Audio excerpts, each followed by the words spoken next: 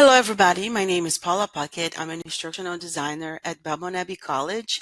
And today I want to share with you a little bit of my experience with a project that I was a part of that was related to updating and refreshing courses. The name of my presentation is Navigating Course Updates as an ID from Faculty Buy-in to Project Challenges.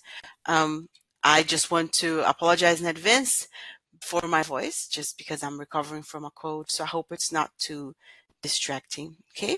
So basically, what I want to talk about today is a little bit on the project, why we decided to go and start this project of refreshing some courses at my institution, how it happened, share with you some lessons learned, and also some final reflections, which I hope that we could exchange some ideas about course refreshes, right? And just figure out maybe ways to increase the success rate, I would say, of course refreshes. And I'll explain why. So I will start a little bit explaining what this project is about. In the fall of 2023, I was put in charge of this institutional project to help faculty refresh 6 undergraduate courses.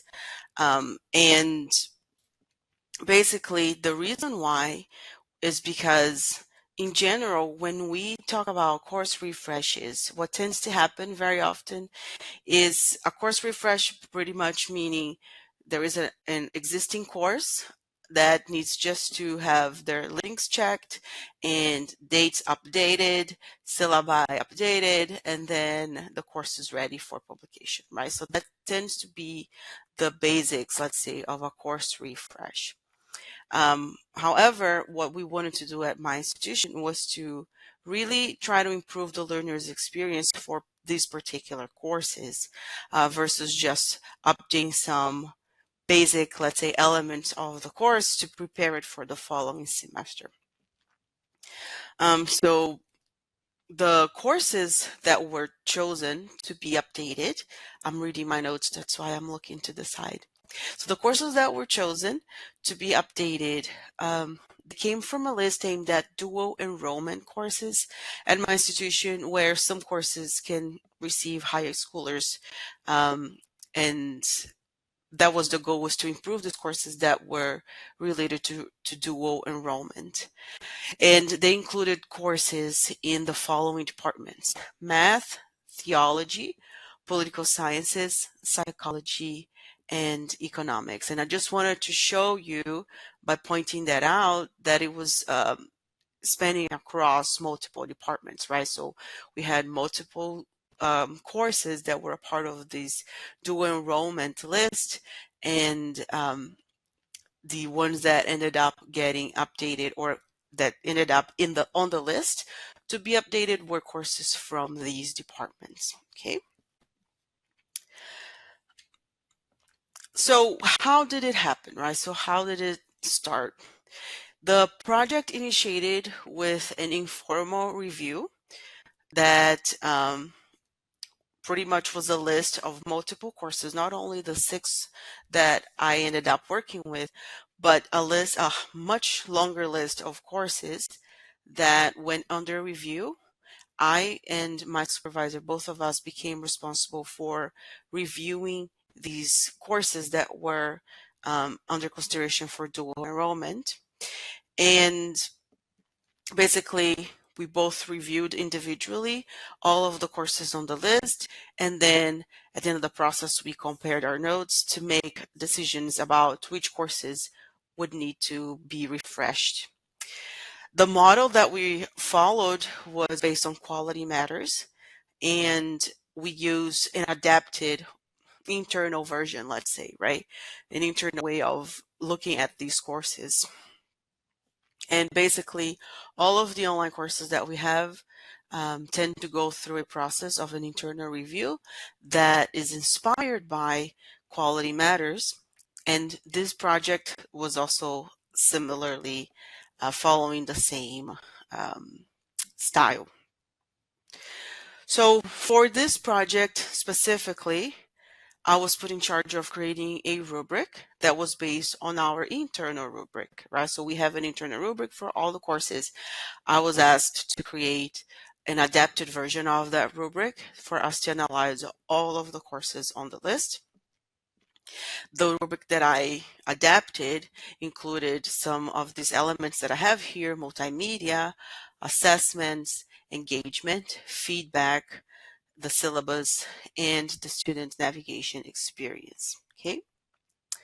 The first triage included, as I said, a much higher number of courses, and the ones that didn't meet the 85%, let's say, expectation, were then required to go under the course refresh process. So this is kind of how the whole project started. The second phase then of this moment of the project was after I joined the meeting with the faculty that needed to refresh their courses, right? The ones that got selected because of the initial review. We had a meeting with the dean of faculty, and he pretty much explained the project. And after that meeting, I started meeting with each individual, each faculty individually. So started scheduling that. So it's important to highlight that this project was not remunerated, so faculty were not getting paid extra for refreshing those courses. Okay.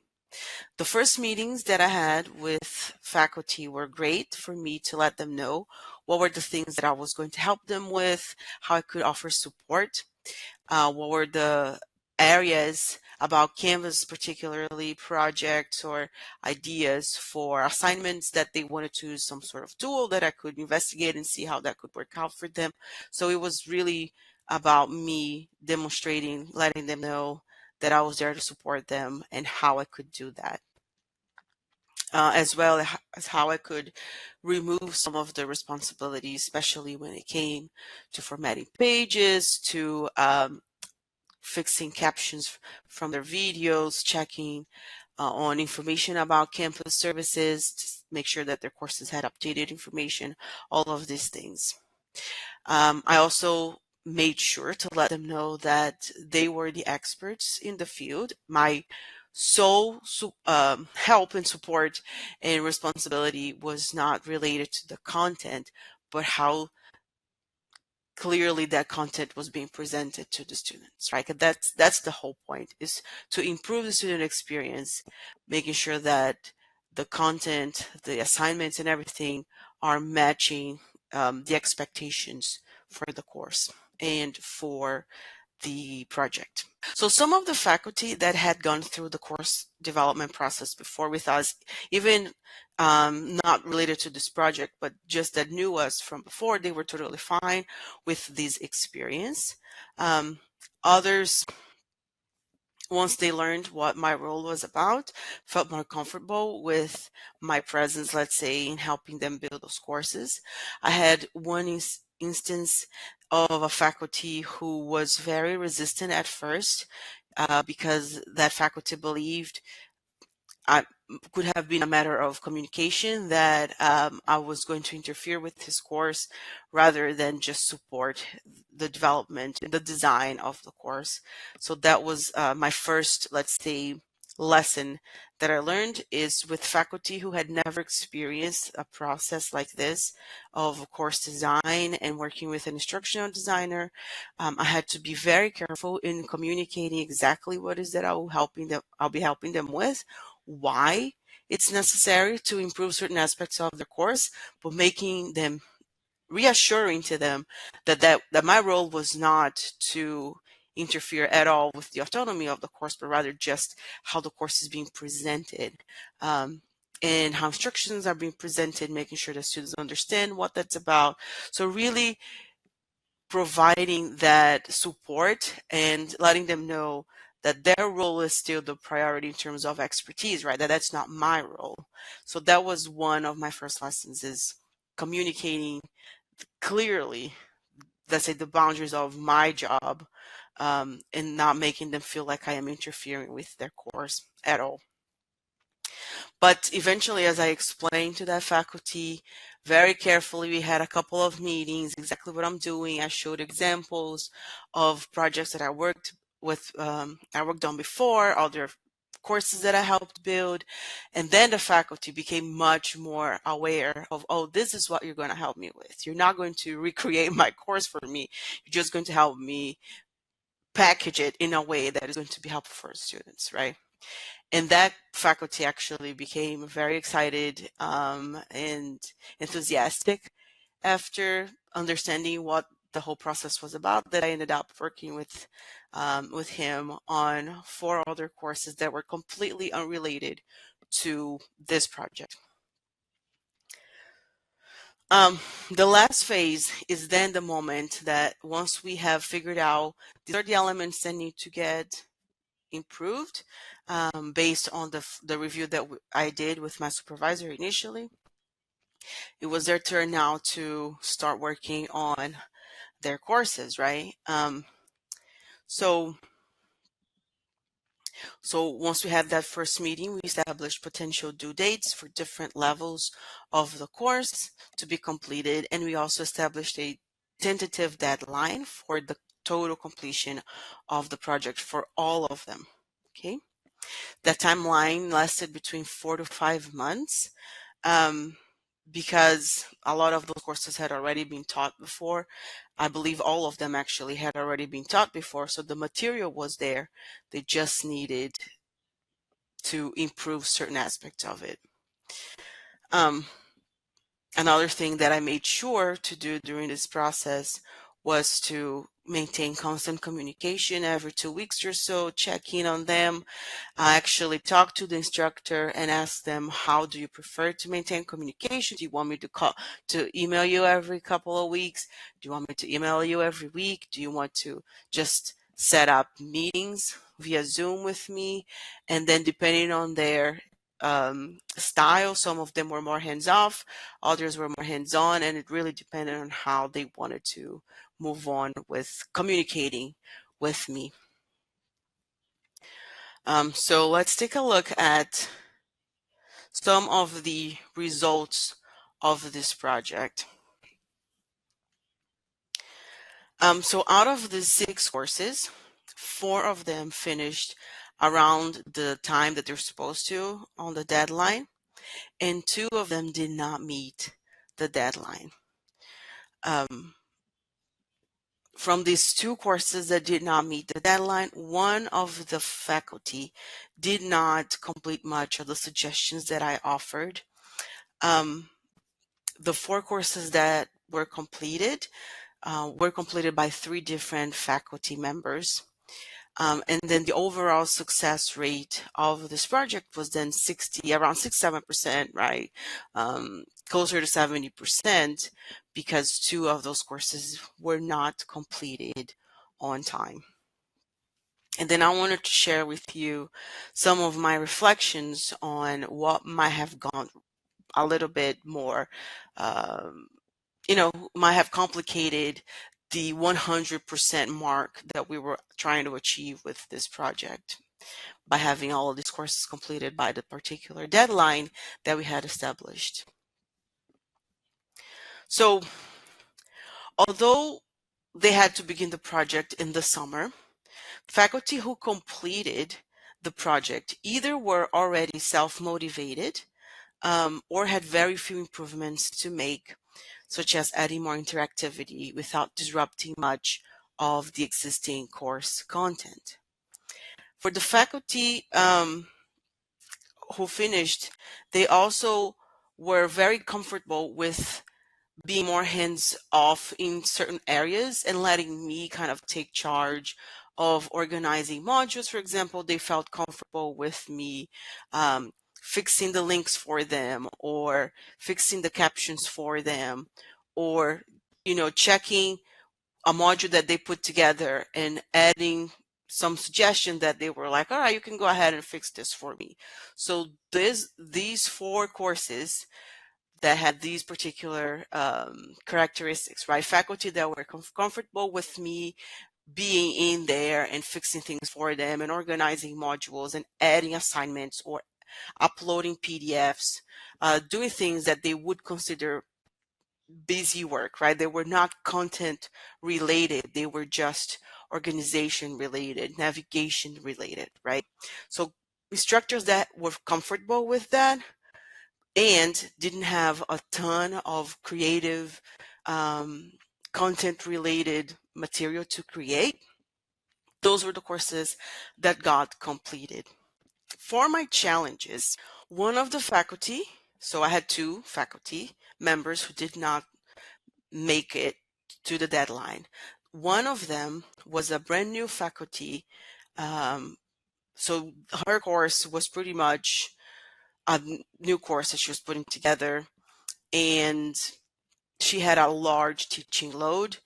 Her course, in fact, I believe she was able to get information from other, I'm not sure 100% how she was able to put together that course, but because it was a kind of a new course for her, and I think she had taught maybe that course once, um, she had a lot more work to get done on that course.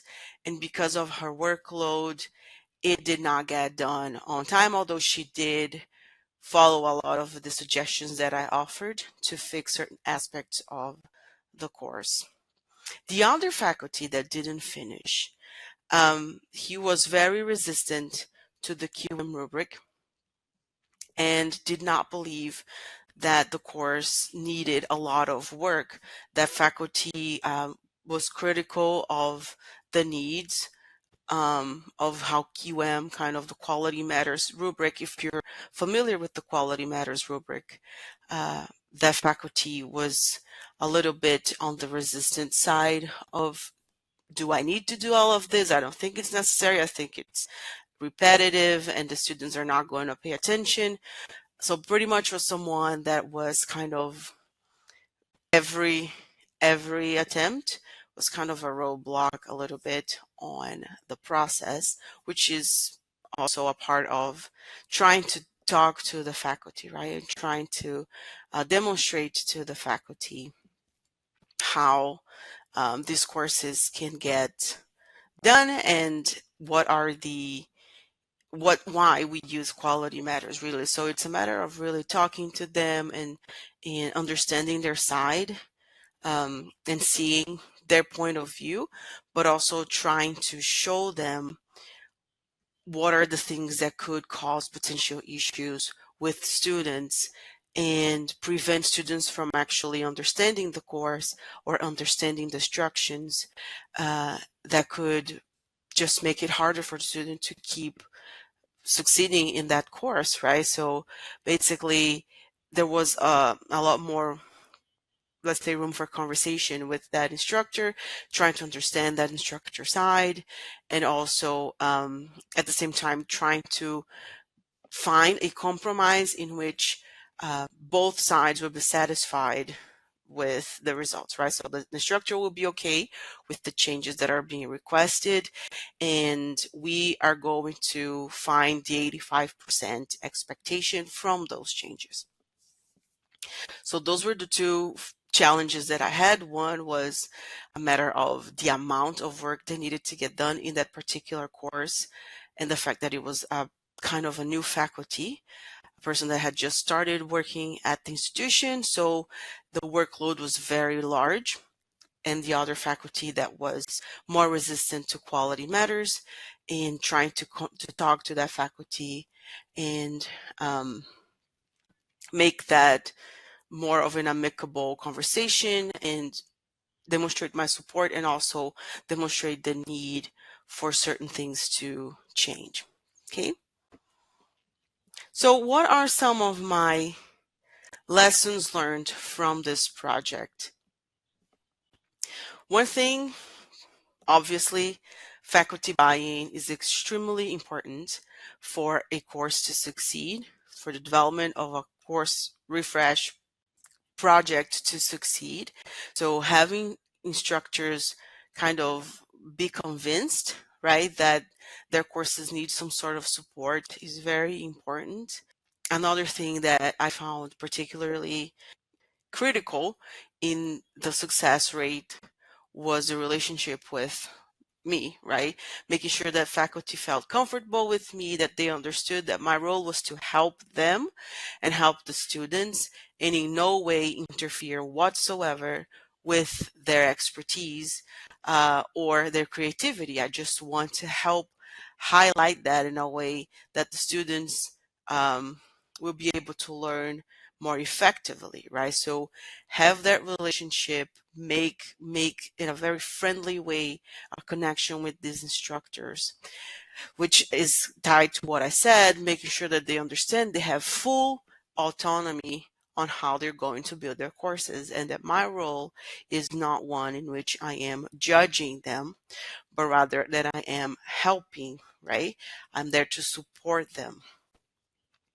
And a very important point of it is the scope. When we started this project, I did not realize how different certain courses, the needs of certain courses were compared to others, right? So the scope of the project for a faculty member who finished versus the scope for one who didn't were completely different, or very, very different, particularly because those who were able to complete probably had taught that course multiple times versus a brand new faculty who had maybe taught that course once and it needed more work. But because it's a new faculty, they have to build other courses as well. And then it becomes problematic to successfully complete that project. And my final reflections about this particular project is that courses that got completed were the ones with the least amount of friction and updates required. The updates were mostly navigational ones, not content or creation issues. And I was also able to do more for the faculty, like be more hands-on on organizing things for them rather than just waiting for them to do those things. So helping them, if they were doing 2 modules, I'm doing the other 2 modules, for example. And the 2 incomplete courses that had most amount of work, so that's the other thing too, the faculty that was resistant to quality matters also had a course that needed a lot more that was required, right, in the comments that we had from the review for that faculty to work on. And that coincidentally caused more challenges in the completion of the project for those faculty members. Both of those faculty members had other courses to teach, and one of them was not really convinced of the need to do everything on that scope. Based on the literary work that I was able to look into, there are 3 levels of course development or course refreshes. You have a basic one, in which is the first one that I mentioned, right? That's just fixing links and things like that. Intermediate level, which is more related to fixing a couple of aspects of the course, improving and updating, let's say an assignment or a reading or something like that. And then the advanced one, that would be something more in depth, right? And basically, the courses that got finished were those that I would consider at the intermediate level, and the courses that didn't get finished were the ones considered at the advanced level of a course refresh. And then I have a number of questions that they are me brainstorming this whole project and trying to improve for next iterations when we do other course refreshes. How can we improve this process? How can I, as an instructional designer, be more, let's say, aware of some of these challenges and improve the success rate of a next possible project that might happen? So some of the questions I have, right?